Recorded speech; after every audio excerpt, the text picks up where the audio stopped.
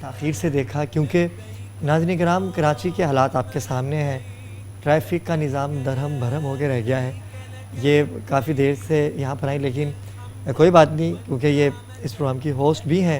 میں آپ کو خوش آمدید کہوں گا. میں خوش آمدید کہوں گا. ٹھیک ہے. بڑا خوبصورت ٹاپک ہے آج کا حج کے حوالے سے. آپ لائیو کال کر کے اس پروگرام کا حصہ بن سکتے ہیں. آپ بھی اپنے تاثرات بیان کر سکتے ہیں کہ آپ جب گئے تھے عمرے پہ یا حج پہ، اس وقت آپ کی کیا فیلنگس تھی، اور آج ہم چاہ کے بھی نہیں جا پا رہے. بالکل نیدا جو حالات ہیں، جو وبا کے حوالے سے عوام پر ایک پریشانی ہے، ہمارے گناہ بھی ہیں. بالکل ایسی ہے. آپ کال کر کے ہمیں بتائیں گے کہ آپ کیا سمجھتے ہیں کہ یہ جو وبا ہے اس سے کیسے چھٹکارا حاصل کر سکتے ہیں مسلمان. دنیا کی بات ہم نہیں کریں گے، اور ہم مسلمان تو اب اس وبا کو بھی ہم نے اپنا بزنس بنا لیا ہے. تو ہم کیا کہہ سکتے ہیں کہ اللہ تعالیٰ ہماری کون کون سی گناہ معاف کریں گے. بس یہ ہے کہ ہم گناہ گار ہیں، اللہ تعالیٰ ہمیں معاف کرے. بالکل ناظرین، ہمیں آپ کی رائے چاہیے. آپ ہمیں کال کیجئے، اپنی رائے سے آگاہ کیجئے. ہم چاہتے ہیں کہ آپ بتائیے کہ یہ جو بیماری ہے، یہ جو وبا ہے، ہم اس سے کیسے چھٹکارا حاصل کرتے ہیں بحیثیت مسلمان. علامہ صاحب کی طرف چلتے ہیں. علامہ صاحب یہ بتائیے گا کہ حج صاحب استطاعت جو ہوتے ہیں ان پر بھی فرض ہے، غریب کیا کرے گا؟ یہ اس کے بارے میں تھوڑا سا ایک سوال تھا، یہ ہمیں بتائیے گا ذرا. دیکھیں حج یقینی طور پر صاحب استطاعت پہ فرض ہے، اور لیکن اگر کوئی قرضے میں مبتلا ہے اور اس کے پاس حج کے پیسے ہیں، عمرے کے پیسے ہیں، تو گویا کیا وہ کر سکے گا ادا اگر وہ اپنے قرضے کو نہیں ختم کرتا؟ تو دیکھیں قرض ادا کرنا وہ زیادہ ضروری ہے. ٹھیک ہے. حج اس وقت فرض ہوتا ہے کہ جب آپ کے پاس جو ہے زاد راہ موجود ہو، سواری موجود ہو، یا اتنے اخراجات ہوں کہ جیسے آپ بائی ایئر اگر جا رہے ہیں تو اس کے ایکسپنسز آپ بیئر کر سکیں. پلس یہ کہ گھر پہ جو ہے وہ آپ جتنے عرصے آپ کو حج کا سفر ہے، اتنے عرصے کے لیے گھر پہ آپ اخراجات دے کر جائیں. بچوں کی فیسز ہیں، مکان کا کرایہ ہے، بجلی کے بل ہیں. یعنی آپ کے جانے کے بعد آپ کے گھر والے کسی سے قرضہ نہ مانگیں، مالی دشواری میں نہ آ جائیں. تو اگر آپ کے پاس اتنے وسائل ہیں اور اتنا مال موجود ہے، تب تو آپ پہ زکوٰۃ وہ حج فرض ہے. ٹھیک ہے. آپ پہ اگر کوئی قرضہ ہے تو پہلے قرضہ ادا کریں گے. ٹھیک ہے. اس کے باوجود اگر یہ ہے کہ آپ صاحب استطاعت ہیں تو آپ پر حج فرض ہو گیا.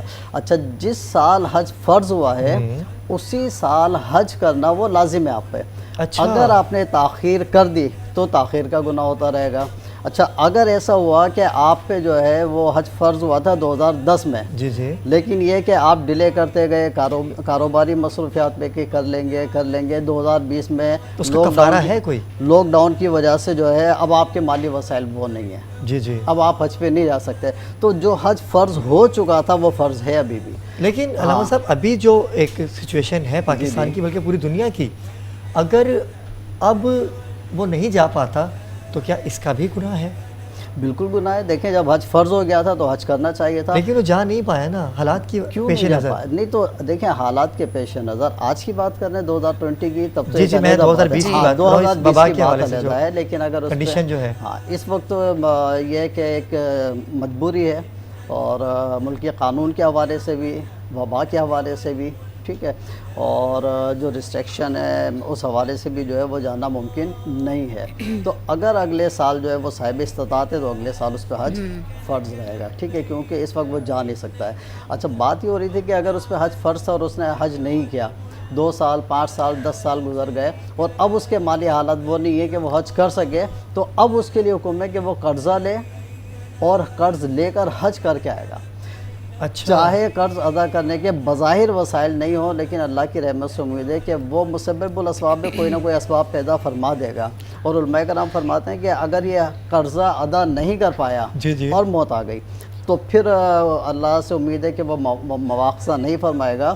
اچھا، اگر اتنا ضعیف ہو گیا ہے کہ مال تو ہے لیکن حج کرنے نہیں جا سکتا، کوئی معذوری ہو گئی، اپاہج ہو گیا، کوئی ایسا معاملہ ہو گیا، تو پھر کسی اور کو جو ہے حج بدل کے لیے بھیجے گا.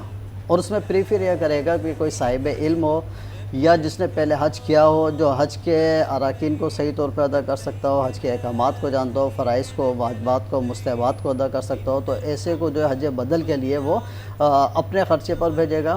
اور اگر قریب المرگ ہے اب اس امید نہیں کہ میں زندہ رہوں گا، تو پھر اس پر لازم ہے کہ یہ وصیت کر جائے کہ میرے مال میں سے حج بدل کرایا جائے۔ کیا اگر اچھا۔ مال اتنا کم چھوڑا ہے کہ حج کے اخراجات اس میں سے نہیں نکلتے ہیں تو 1/3 پہ جو ہے وہ وصیت نافذ ہوتی ہے۔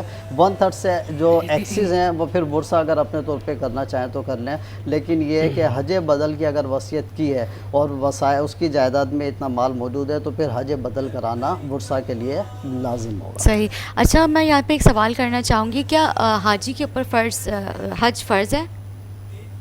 حاجی کے دیکھیں، اوپر زندگی میں ایک بار حج فرض ہے، ایک بار حج کر لیا اس کے بعد اس کے پاس وسائل ہیں، وہ استطاعت بھی رکھتا ہے، لیکن جب فرض حج ادا کر لیا تو اس کے بعد 2 بار حج فرض نہیں ہوتا، حج ایک ہی بار فرض ہوتا ہے۔ اچھا، ایک ہی دفعہ۔ اس کے نہیں، بعد کئی وہ- لوگ ہوتے ہیں جو بار بار حج جی، کرتے ہیں جی۔ جو وہ الحاج نفلی کہلاتے ہیں۔ دیکھیں، پہلا حج جو ہے وہ فرض ہوتا ہے، اس کے بعد وہ نفلی حج کرنا چاہے تو پھر بالکل اگر وہ جاتا ہے بالکل جا سکتا ہے، لیکن اس پہ حج فرض نہیں ہے، اگر دوبارہ نہ جائے تو گناہ گار نہیں ہوگا۔ اچھا، علامہ ایک صاحب، ایک جی، سوال جی، میں اور کروں گی۔ کچھ لوگ ہوتے ہیں جیسے ایک یہ حج کے ارکان میں شامل ہے ناخن تراشنا، نہ تراشنا اور داڑھی وغیرہ خط کا، اس کا بنانا، خط داڑھی نہ بنانا، منڈوانا، یہ تو وہ۔ کافی لوگ جو ہے ان چیزوں کو اگنور کر دیتے ہیں، تو اس کی کیا مطلب جب آپ کو گناہ ذوالحج کا چاند نظر آئے تو یہ جی، یہ 10 ساری دن چیزوں سے 10 دن کا وہ ہوتا ہے نا۔ اچھا دیکھیں، نہیں آپ نے پہلے حج کی بات کی نا، جی، جی، یہ جو جی۔ پابندی ہے نا کہ ناخن نہ تراشیں، بال نہ کاٹیں، خوشبو نہ لگائیں، ٹھیک ہے، سر کو نہ ڈھانپیں، یہ احرام کی پابندیاں ہیں، اچھا، ٹھیک ہے۔ حج تو جب آپ جو ہے رمی جمرات سے اور شکرانے کی جو قربانی ہے اس سے اگر آپ فارغ ہو گئے ہیں تو اس کے بعد یہ کہ احرام جب آپ نے کھول دیا تو اس کے بعد بھی حج کے اراکین ادا کرنے ہیں، جیسے ابھی جو ہے 11 تاریخ اور 12 تاریخ کو جو ہے وہ رمی جمرات کرنی ہے، تو شیطان ہے اس کو کنکریاں مارنا ہے، مارنی ایسے ہیں تو وہ آج کی ابھی شب۔ جو ہے وہ جو باقی جو اراکین رہ گئے اس کو ادا کرنا ضروری ہے۔ تو جب آپ نے احرام کھول دیا تو پھر جو ہے وہ یہ پابندیاں ختم ہو جاتی ہیں۔ اچھا، جو 10 دن کی بات ہے تو یہ جو ہے حضور کی نے ترغیب دلائی، اس کی حدیث میں موجود ہے کہ جب چاند نظر آئے تو جس کا قربانی کرنے کا ارادہ ہے وہ ان 10 دنوں میں نہ ہی ناخن تراشے گا، اچھا۔ نہ ہی بال کاٹے گا، ٹھیک ہے۔ اور اگر کوئی ایسا شخص ہے غریب ہے، حج کی اس کے قربانی کی استطاعت نہیں رکھتا تو اس کا یہی عمل یعنی 10 دن تک ناخن نہ تراشنا، بال نہ تراشوانا اور قربانی کے بعد یہ عمل کرنا، یہ قربانی کے قائم مقام ہو جائے گا، یعنی اس کو وہ ثواب مل جائے گا۔ قربانی تو اس پہ واجب نہیں تھی۔ اچھا، اس حکم میں حکمت کیا ہے؟ اصل میں اللہ تعالیٰ نے جو اپنے بندوں کو اپنے گھر بلائے، ظاہر اس کے مہمان ہیں، اب ان مہمانوں پر جو اللہ کی رحمت برس رہی ہے، تو آپ کیا سمجھتے ہیں کہ کوئی ایسا شخص جو غریب حج پہ نہیں گیا وہ ان رحمتوں سے محروم رہ جائے گا؟ وہ صرف اس لیے کہ یہ غریب ہے تو اللہ کی رحمتیں جو اس پر نہیں برسیں گی۔ اللہ جو ہے وہ اس طرف متوجہ کرتا ہے، توجہ دلاتا ہے کہ میرے بندے جو میرے مہمان ہیں ان پر میں نے یہ پابندی لگائی ہے، تو احرام کا لباس اختیار کرنا وہ غیر حاجی کے لیے اپنے ملک میں ظاہر ممکن نہیں ہوگا، تو ان سے تھوڑی سی بھی مشابہت کر لو، بالکل تھوڑی سی جب مشابہت اختیار کر لو گے، یعنی جی۔ جس طرح ان پر وہ ناخن نہیں تراشے ہیں، بال جو ہے وہ اپنے نہیں اپنا کٹوا رہے ہیں، تو پھر وہ عمل اگر تم کر لو گے تو ایک مشابہت ہو جائے گی، تو ان پر جو رحمتیں نازل ہو رہی ہیں حاجیوں پر، تو ان کا کچھ نہ کچھ حصہ جو ہے وہ ہم جیسے گناہ گاروں کو بھی حاصل ہو جائے گا۔ ماشاءاللہ۔ تو دل میں ایک محبت ہونا چاہیے، ایک توجہ دلانے والی بات ہے کہ تھوڑی سی ایک توجہ کی جائے، تو اس حدیث پر بھی عمل ہو جائے گا اور انشاءاللہ اللہ کی رحمتوں سے جی ناظرین، محرومی دیکھا آپ نہیں نے ہوگی۔ کتنی خوبصورت علامہ صاحب نے آپ کو بات سمجھائی۔ اچھا علامہ صاحب، یہ ساری گفتگو تو ایک طرف، اگر وہ قربانی کر کے اگر وہ خط بنوانا چاہے تو وہ بنوا سکتا ہے کیا؟ آج اس نے قربانی کر دی تو کل اگر وہ شیب بنوا لیا، ناخن کاٹ سکتا ہے، یا یہ پورا مہینہ اس کے اوپر لاگو ہوگا؟ نہیں، دیکھیں، جب قربانی کر دی تو احرام کی پابندیاں ختم ہو گئیں، جب احرام کی پابندیاں ختم ہو گئیں تو ناخن بھی ترشوا سکتا ہے، اچھا، وہ خط بھی بال بنا بھی نہیں، بال کٹوا سکتا ہے، سر کے بال کٹوا سکتا ہے۔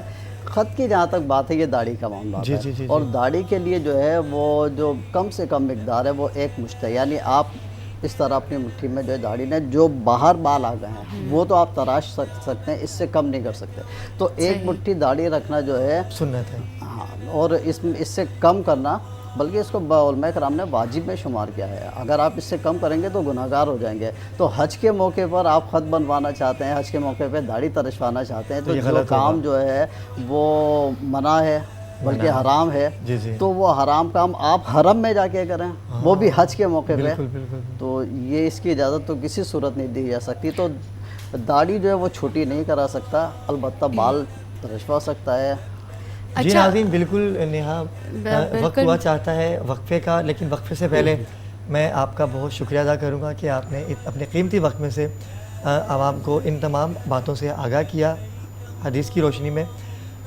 اسامہ ہمارے ساتھ ثنا خان ہے، اسامہ کلام پیش کیجئے. لا الہ الا اللہ، لا الہ الا اللہ، حق لا الہ الا اللہ، لا الہ الا اللہ.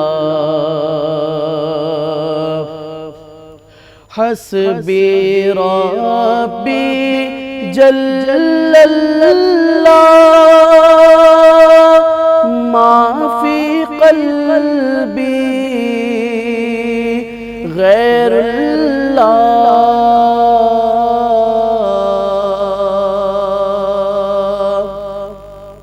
حسبی ربی جل اللہ،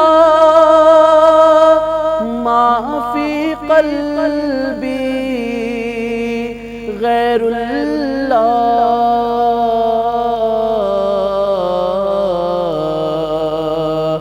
نور محمد صلی اللہ، حق لا الہ الا اللہ، حق لا الہ الا اللہ، لا الہ الا اللہ. کون مقام ہے اللہ، دونوں جہاں میں ہے اللہ.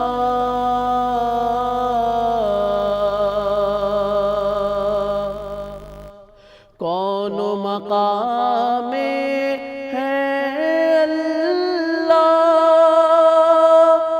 دونوں جہاں میں ہے اللہ.